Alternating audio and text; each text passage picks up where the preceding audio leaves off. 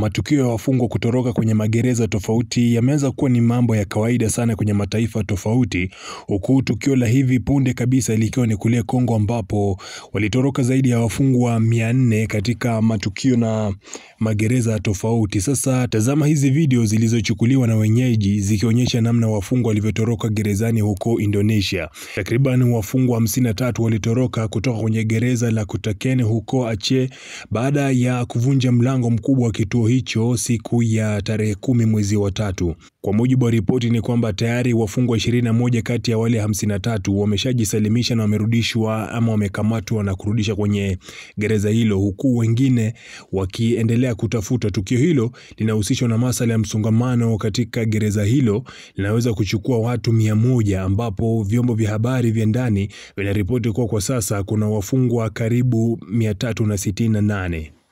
Inasemekana kwamba wafungwa hao walikimbia kutoka gereza la Kutaken mji wa Aceh wakati wa asubuhi ya Jumatatu, lakini kufikia Jumatano asubuhi wafungwa 26 tayari walikuwa wameshakamatwa tena na wakarudishwa rumande, kulingana na Rusmanto, mkurugenzi mkuu wa mkoa huo. Ili kuzuia ajali zaidi za jela, polisi wa Aceh wameimarisha ulinzi katika gereza hilo, huku wakiongeza juhudi za kuwatafuta wafungwa wengine waliosalia, na hii ni kwa mujibu wa msemaji wa polisi wa mkoa wa Joko. Tunaomba wananchi kutoa taarifa mara moja kuhusiana na wafungwa waliotoroka, alisema mkuu huyo wa polisi. Mamlaka pia imetoa wito kwa waliotoroka kujisalimisha kwa hiari ili kuepusha athari zaidi na kali za kisheria.